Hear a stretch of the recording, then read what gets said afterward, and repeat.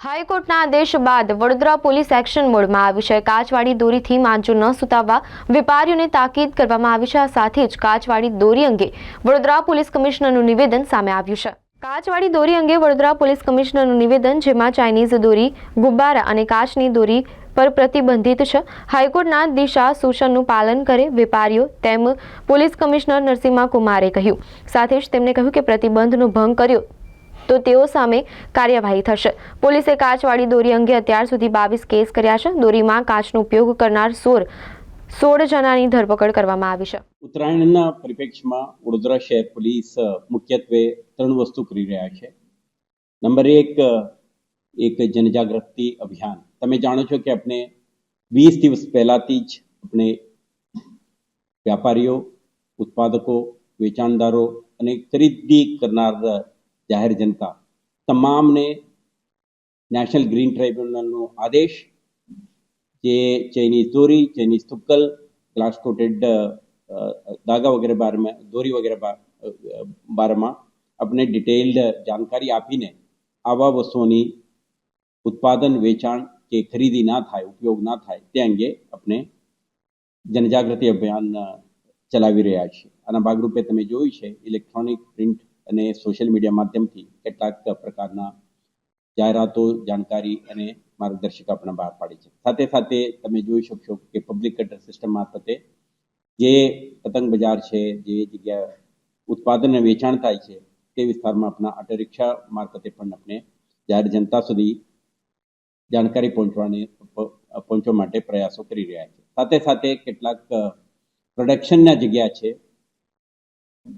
ઉત્પાદકો છે અને વેચનાર છે, એમના ટ્રેડર સાથે પણ આપણે મીટિંગોનું આયોજન કરી એમને સ્પષ્ટ સૂચના આપી છે, પ્રતિબંધિત વસ્તુઓની ઉત્પાદન ન કરે, સંગ્રહ ન કરે અને વેચાણ ન કરે, જેથી કરીને આના ઉપયોગ થવાથી જે થ્રેટ છે આ ઊભો ન થાય। સાથે સાથે આપણે એન્ફોર્સમેન્ટના ભાગરૂપે આપણે રેડ અને સર્ચ ઓપરેશન્સ, સીઝર ઓપરેશન્સ ચાલુ જ છે। અત્યાર સુધી આપણા 38 કેસો દાખલ કરી 11,20,000થી વધારે કિંમતના ચાઇનીઝ તુક્કલ, ચાઇનીઝ દોરી, ગ્લાસ કોટેડ દોરીઓ અને આના ઉત્પાદન માટે વપરાતા ગ્લાસ પાવડર આ પણ આપણે કબજા કરી છે। ગઈકાલે જ હાઈકોર્ટના આદેશ આવ્યા પછી આપણે 22 જેટલા કેસો દાખલ કરી આવા વસ્તુને આપણે કબજા લીધી છે। તો આપણા crackdown against this kind of items આ તો ચાલુ છે। અત્યારે આપણે 11મીએ વાત કરી રહ્યા છીએ કે 13-14ના પરિપ્રેક્ષ્યમાં પોલીસે ડિટેલ્ડ સુરક્ષા પ્લાન પણ તૈયાર કરી છે અને સ્થાનિક પોલીસ, એસઆરપીએફના કંપનીઓ અને હોમગાર્ડ અને આપણા ક્રાઇમ બ્રાન્ચ, એસઓજી, સી ટીમના સભ્યો સમગ્ર શહેરમાં જે જગ્યા ખાસ કરીને પતંગ ઉડાડવામાં આવે છે, સેફટી અને સલામતીને ધ્યાને રાખી આપણે વિસ્તૃત સુરક્ષા વ્યવસ્થા પણ ગોઠવી છે। જે ઉત્પાદકો છે એમને સ્પષ્ટ ઇન્સ્ટ્રક્શન આપી છે કે ટ્રેડિશનલ મેથડ ઓફ પ્રોડક્શનનો ઉપયોગ કરે, જે પ્રતિબંધિત ગ્લાસ પાવડરનો ઉપયોગ ના કરે।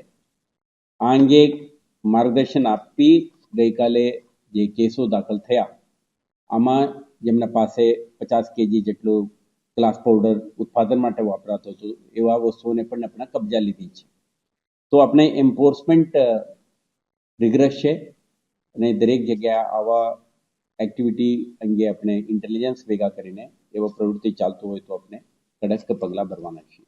તમારા માધ્યમથી આપણે ફરીથી રીએટરેટ કરવા માંગીએ છીએ, કોઈ પણ ઉત્પાદક જો આર્ટિસાન છે, આના કોટેજ ઇન્ડસ્ટ્રી રૂપે આનું આખું પ્રવૃત્તિ ચાલે છે, એમને આપણે વિનંતી છે કે પ્રતિબંધિત સામગ્રીનો ઉપયોગ ના કરે અને જે વસ્તુઓ આપણા પારંપરિક રીતે ઉત્તરાયણ વખતે પતંગોત્સવમાં વાપરાય છે એ જ વસ્તુઓના મહત્તમ ઉપયોગ કરી શાંતિપૂર્ણ માહોલમાં honourable supreme court of India, honourable high court of ગુજરાતના માર્ગદર્શિત સૂચનાઓને અધીન રહીને જ ઉત્સવની ઉજવણી કરવામાં આવે આપણે અનુરોધ છે। પોલીસ ઉત્પાદનના સ્થળે ગઈકાલે પણ એ કરી છે, વેપારીઓને આ સંદેશ પહોંચાડી છે અને કોર્ટની દિશા નિર્દેશન મુજબ અધીન રહીને જ વર્ષના ઉત્સવની ઉજવણી કરી માટે આપણે ફરીથી રીએટ્રેટ